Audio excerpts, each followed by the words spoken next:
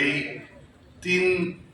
Three prompt strategy নিয়ে মাদক অধিদপ্তর কাজ করছে।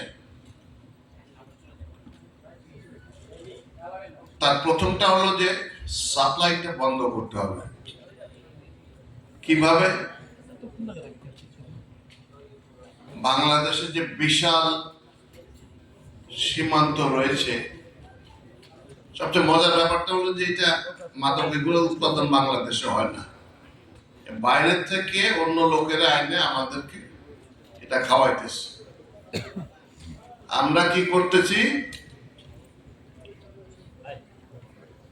এইটাতে পয়সা দিয়ে কিনে নিজের জন্য মৃত্যু ডেকে আনছি। যার পরিবারে একটা মাদকাসক্ত লোক আছে, সেই পরিবারটা ওই লোকটাকে মেরে ফেলতে পারলে বোধহয় সবচেয়ে ভালো হয়। কারণ আমি আমার নিজের চোখে দেখেছি, পিতারা আমার ম্যাজিস্ট্রেসি করার সময়ের দিনে বাপ এসে রিকোয়েস্ট করছে আমার ছেলেটাকে আপনি জেলে রাখেন স্যার, কোনোভাবে ছাড়া দেবেন না। কারণ সে পয়সা চায়, পয়সা না পেলে খুন করে। ছুরির আঘাত দেখিয়েছেন উনি, এগুলো হয়। তাহলে এটা কত ভয়াবহ একটা ব্যাপার। অতএব এই জিনিস আমাদের বন্ধ করতে হবে। তার মধ্যে প্রথম কাজ যে আমরা বর্ডার এলাকাগুলোতে, বাংলাদেশের 64 জেলার মধ্যে 32টা আছে বর্ডার এলাকা, এই জায়গাগুলোতে জনসাধারণের সম্পৃক্ততা লাগবে। সেদিকে অধিদপ্তর কাজ করছে, কিন্তু এই কার্যক্রমের মাত্রা জড়াইতে হবে। এই মেসেজগুলো সাধারণ মানুষকে জানাতে হবে যে আমরা যদি হত্যাকাণ্ডে জড়িত না হতে চাই, আমাদের পরিবারের এবং আমাদের সন্তানের এবং আমাদের পরিবারের সদস্য, তাহলে এই ব্যবসায় কোনোভাবে জড়িত হওয়া যাবে না। এই জিনিসটা হলে সাপ্লাই চেইনের সাপোর্ট অনেক কমে যাবে। অন্যথায় এইটা যদি শক্তভাবে আমরা দমন না করতে পারি, এর ফলে কার্টেল দেখা দেবে। ইউরোপ আমেরিকার দেশগুলোতে জনসম্পৃক্ততা না থাকার কারণে এবং জনবসতি স্বল্প হওয়ার কারণে বড় বড় কার্টেল তৈরি হয়েছে। যে কার্টেলগুলো হলে তখন কিন্তু একটা সরকারকেও তারা টপল করে ফেলে।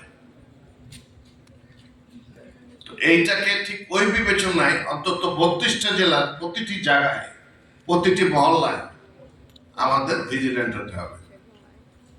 That is one. সরকার নিরাময়ের জন্য সম্প্রতি কিছু পদক্ষেপ নিয়েছে। একটা হাসপাতাল চলছে, এছাড়া বেসরকারি পর্যায়ে অনেকগুলো হাসপাতাল চলছে এবং নিরাময় কেন্দ্র চলছে। নিরাময়টা খুব সহজ কাজ না, এবং এর জন্য যে পরিমাণ অর্থ, শ্রম, ধৈর্য লাগে সেটা দেওয়া খুব কষ্টকর।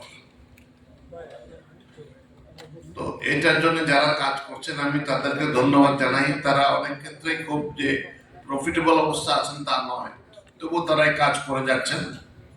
আমি এই জন্য তাদেরকে ধন্যবাদ জানাই, আন্তরিক ধন্যবাদ। সরকারের তরফ থেকে আমাদের বড় আকারে একটা প্রকল্প খুব সম্প্রতি নেওয়া হয়েছে।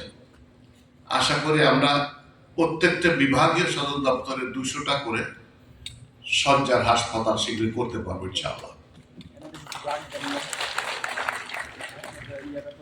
শেষ কথা হলো এই যে আমরা যদি এই বিষয়ে সজাগ না হই, সচেতন না করি, বিশেষ করে আমাদের এই 32টা জেলায় এবং অন্য জায়গায় যে মাদকের ব্যাপারে কোনো কম্প্রোমাইজ নাই, না বলুন সত্য না, কোনো কম্প্রোমাইজ নাই, তাহলে জাতি হিসেবে আমরা পঙ্গু হয়ে যাব। এক ওপিয়াম দিয়ে চীনের মতো একটা মহাশক্তিধর দেশকে was brought to their knees by the British Empire. এটা স্মরণ রাখতে হবে। আমরা যেন যেন হয়ে না যাই কোথাও। এটা আমাদের জাতীয় স্বার্থ এবং নিরাপত্তার প্রশ্ন একটা। আশা করি আমরা সবাই এটাতে আমাদের যতটুকু সামর্থ্য আছে তা নিয়ে ঝাঁপিয়ে পড়ব এবং আমাদের সমন্বিত চেষ্টায় ইনশাআল্লাহ এই দেশ মাথা উঁচু করে দাঁড়াবে। সবাইকে ধন্যবাদ।